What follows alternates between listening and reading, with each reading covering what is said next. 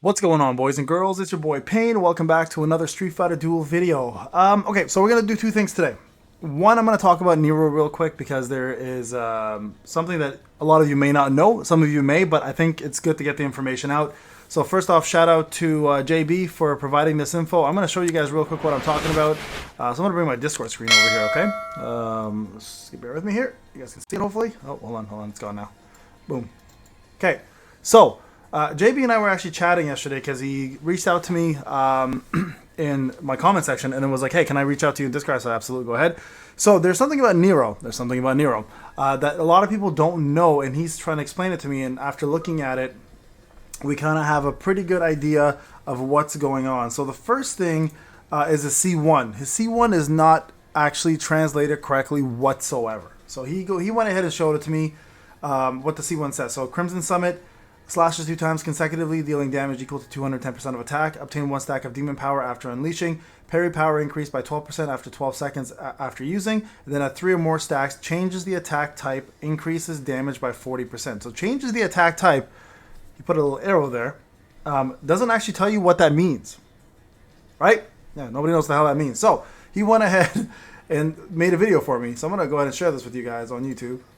So I don't know, the quality's not the greatest, so I apologize ahead of time. Let's auto 1080p. Alright, let's change it up.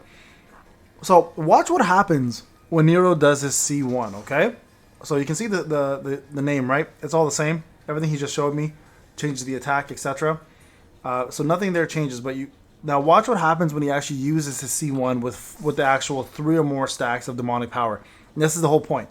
Like the actual move you see there, which he just does the slash up and down, that's the regular move without the demonic power, okay? So the actual demonic power changes this quite drastically, and there's actually a very big, not increase to damage, but a very important mechanic that starts popping up after he gets the power. So watch. And again, nowhere in the text is this written. So this gives this what we're about to show you here gives Nero a lot more viability as one of the top tanks in the game, even more than it did before. Okay, so first off, he's parrying. You can see he's building his demon power. He's got 4 now, right? So watch what happens now. Okay. This move coming up, wait till they get their special bar. Okay, so while he's slowing it down, look what happens here. Interrupt. It's a 100% interrupt. Front end interrupt. You guys saw that, right? I'm going to rewind it again so you guys can see it, but look. Look at the C1 right here. 4 bars, interrupt. As soon as the person did their special, JB was able to interrupt instantly with the C1. So that gives it a lot of viability as a main tank. So I want to thank JB for that first off, because nowhere in the text does it say that he doesn't interrupt if he has 3 or more stacks. So it is 100. He's tested it many times, he said. Solo has also tested it, and he also told me it's 100% interrupt chance. So it's definitely not explained well. So I was just like, yeah, you know what? I remember Solo telling me this, but he didn't know what was happening or why it was happening. JB did some more testing, and it is in fact an interrupt. So yeah, it is. So whoever has Nero, know that he is now not only a silence unit for his super. If you build him up with an AOE or a frontline silence, you can also do 100% interrupt if you have enough with his C1. If you have enough demonic power built up, which it tells you nowhere in the actual description. Now, back to this. Second part of the video. This one here is going to be a little bit more, how do I say, touchy-feely. Not in a bad way, don't get me wrong, but I do want to talk about something, and this is something that a lot of people have been starting to DM me about and you know, talk to me about, and it's becoming very prevalent. So I want to kind of give you guys an overview of why Global is getting shafted. What's the reason behind Global getting the run-of-the-mill for units, and then also getting shafted by them being changed to Constant Master and Infernal? Now, the reason why this is being brought up, right? So if you don't know this, Topjoy, who is the developers, develops the versions for Taiwanese and also develops it for our version. The difference is Tencent, I believe, who is the publisher, is not the owner IP, but they own the game. And Tencent, I believe, is also the parent company for TopDraw. I could be wrong there. I believe TopDraw is a subsidiary. It's kind of like Square Enix and Business Solutions 3, right? Square Enix is the parent company, and then Business Solutions 3 makes the games for them. They're all the same company, but they have a development team with a different name. A lot of this is done in business, obviously, to make subsidiary accounts and companies, tax purposes, accounts, money movement, etc., whatever the case may be, right? Just to keep things a little bit more separated. So, from my understanding here, when Crunchyroll picked up Street Fighter Duel and brought it over to global, so that's EU and I guess not EU because that's A+. I guess some EU still has Crunchyroll. Maybe I'm wrong on that, but it is at least North America. They came with a steep price tag because the thing is, Tencent and TopDraw don't have any servers or infrastructure in the Western market. So we were like, I guess we as the global players are being shafted because they are paying an overhead to Crunchyroll to have the infrastructure to use their servers to host us, etc. For this game to essentially run on Crunchyroll's infrastructure. I believe that's what the case is. It must be, unless somehow they're leasing out servers from Crunchyroll and Crunchyroll's paying for that, and in turn, TopDraw has to pay Crunchyroll back. So what's probably happening here, and this is my own business assumption because I do this kind of thing for a living, is that there's an overhead price for the contract that's in place for TopDraw and Crunchyroll to work together. Crunchyroll is obviously TopDraw's consumer. Their customer. We are Crunchyroll's customer, so it kind of works this way, right? Where the developer has a product to provide to Crunchyroll or finances to provide to Crunchyroll, and Crunchyroll has a product to provide to us as a front-end customer service. So what's ended up happening here is because there's such a heavy overhead for TopDraw to be paying to be on the Western market, they probably have to develop units differently than ours. So first off, if you look here, shout out to Don for this, by the way. Let's see. Let me see if this is working. So you can see here, Ibuki is actually a wind unit in Taiwanese. A lot of people know this. And this is the thunder unit there. And then this is all of the legendary units, right? You can see here, all legendary units. Now, just so you guys are aware as well, Virgil and Nero are also considered legendary in the TW version that released at the same time. So why the difference, right? And like I said, it's because Tencent owns the IP. If they're a subsidiary or TopDraw is a subsidiary of Tencent, then they're not paying an overhead cost in Taiwan servers. They're not paying an overhead cost for Crunchyroll Games' name being on there as a publisher because it's the same company paying themselves out. So they can afford to do things like this, which are great decisions for the player base. But does that mean that because we're global players, we're constantly being shafted? Now, this is usually the case for most gacha games. Everyone who's global gets the shaft. This is the unfortunate truth, right?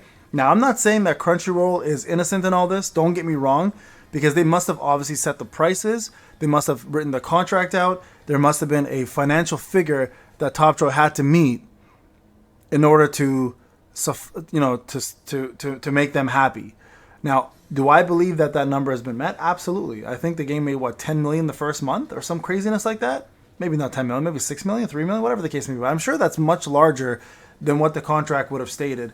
I think at this point, the devs don't get paid more than they get paid. I don't think there's any bonuses. Like, I have a development team. I don't see a development team ever get bonuses. Honestly, they don't. Most of the time, they just clock in, they do their work, whatever the contract states, they follow that contract. They make decisions based on their own, like, it's their IP. So they're going to make decisions to what's best for their IP, but they also need to meet the financial needs of their publishers.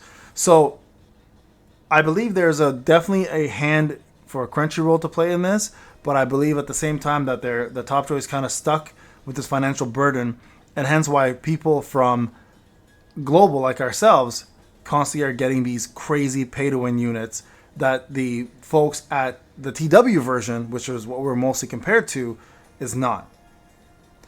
I just wanted to talk about this real quick because I think you guys should know. I'm not trying to bring morale down. That's never the point.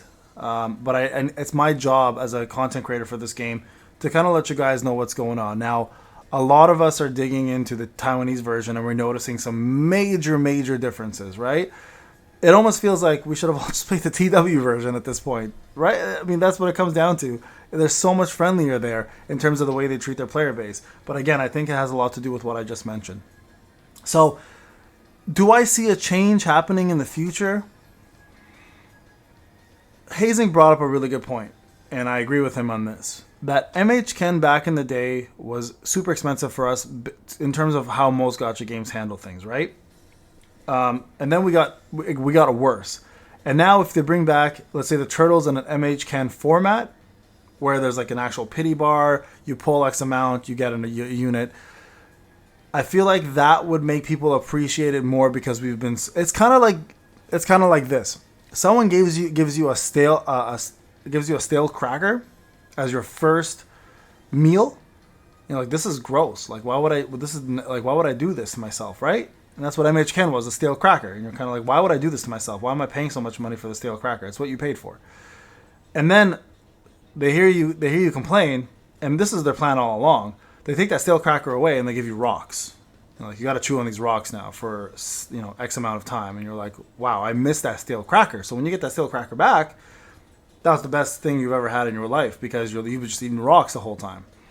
I feel like that's kind of what we're gonna go through, and I agree with Hayes on this one. I think that we've kind of had the really bad run of the mill here. No, run of the mill. Sorry, I keep saying that. I don't know why I said that.